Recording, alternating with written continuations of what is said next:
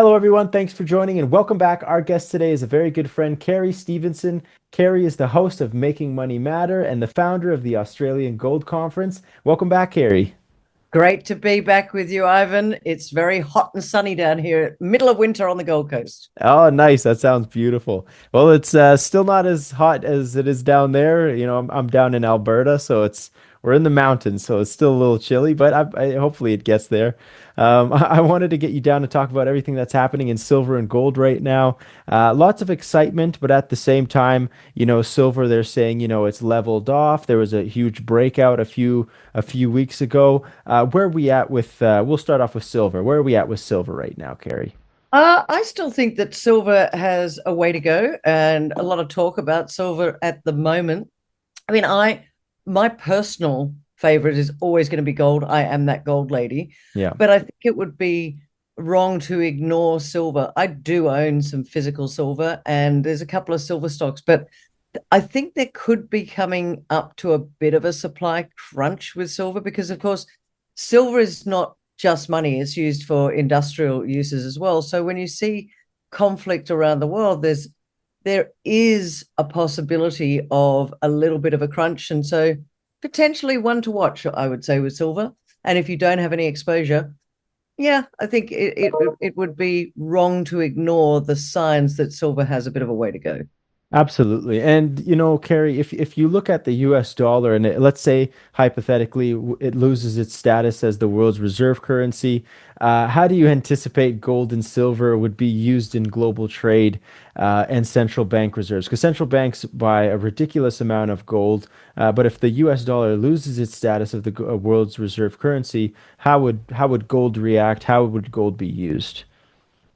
So on to gold. I just was at a conference here in Australia where I did a talk called Sound Money in an Unsound World. And one of the charts I put up was a chart showing what the central banks were buying. And of course, since the global financial crisis, the central banks have been, before that, they were net sellers. Now they're net buyers. And they have bought more in the past 12 months than they ever have in the past decades, Right. if at all. And I think the thing that I want people to understand is follow the money flows, follow the currency flows, follow the money flows. And I think what we're going to be seeing is China, Russia, and Iran are going to be the ones to watch because they've got gold. They like gold. They Oh see yeah. gold as money. And I think that once you weaponize the US dollar, you're going to get countries like that turning around and saying, we don't want to deal with the US dollar anymore. Will it stop being the world's reserve currency? I don't believe so, but I think that there will be other options for people to use. And the only option in reality is gold. Yeah, how do you interpret the recent surge in central bank buying, especially from countries like China and Russia? Is this a long-term trend or just a reaction to current tensions and geopolitically? Or yeah, what are your insights on that? I think it's a long term trend. I really do. I think we're going to be seeing a move of what currencies exist when there is trust in the system. And I believe that trust is starting to be degraded a little bit. I think that the trust, if you like, in the US dollar is starting to fall just a little bit. Again, as I say, I don't believe that the US dollar will stop being the world's reserve currency. I think there will just be other options for people to use. Right. What is your view on, I guess, on the massive potential for gold to be used as collateral in new international financial systems, especially in regions facing, U.S. sanctions or, any type of political or economic, issues? Yeah, what's your views on gold being used as collateral in these financial systems? I had a very similar question asked of me at this conference I was at, and one of the questions was, "Will we go back to a gold standard?" And my answer to that is no. I don't believe we will. Do I believe that it will be used as collateral? Yes, potentially. Again, it's what we've got at the moment, which is a really good setup, if you like, for the case for gold, if you like, is we have massive geopolitical uncertainty Right. globally spreading. We are seeing social unrest. I mean, again globally, is this disconnect between the haves and the have-nots. And what I'm seeing at the moment is that um, these things are all sadly very good for gold, for precious metals, if you like, because you've got wars, sadly good for silver, you've got and platinum. You've got wars, good for gold, and Right.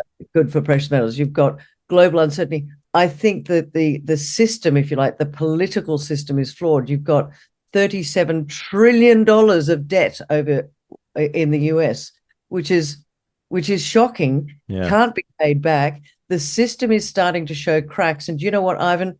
Here's what I think. It's going to be slowly, slowly, and then all at once. And you do not want to have the insurance after the storm has passed. I think people need to just be aware. And again, I say this often, don't sell your house and your children, ladies and gentlemen. But if you don't have some exposure to precious metals, you will be behind the eight ball, if you like.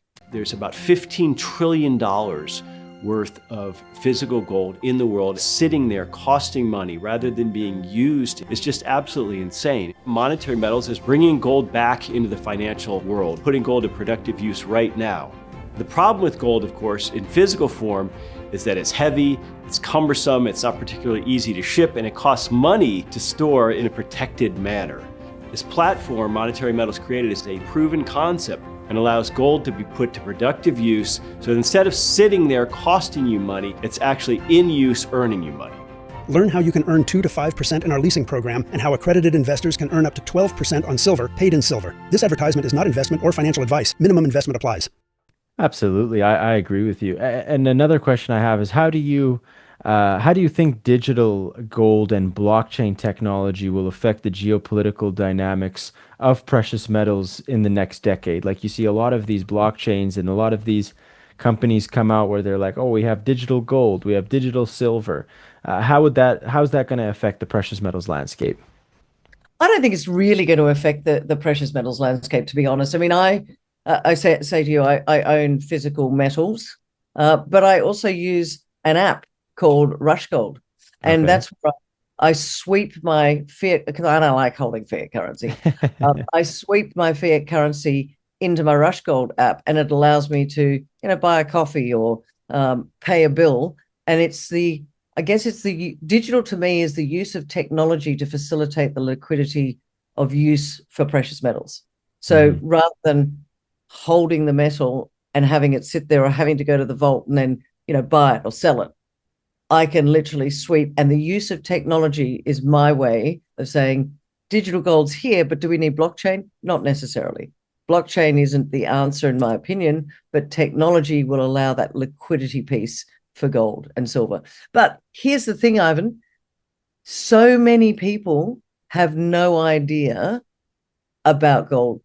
They just, they trust their dollars in the bank. They don't Oh understand yeah. that it's their dollars. That's what they're used to. That's what they've been brought up on.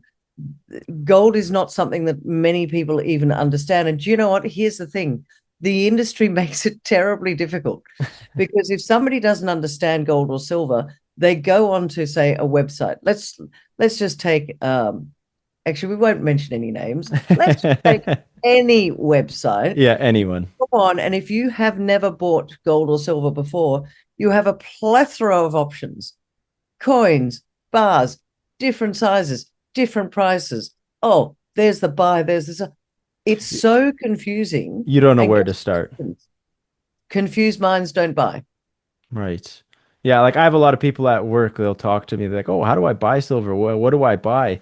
Like, of course, the first thing that goes to them is an ounce of gold, a gold bar. But I had a friend with me at work the other day. He's like, "Oh, should I buy this gold bar?"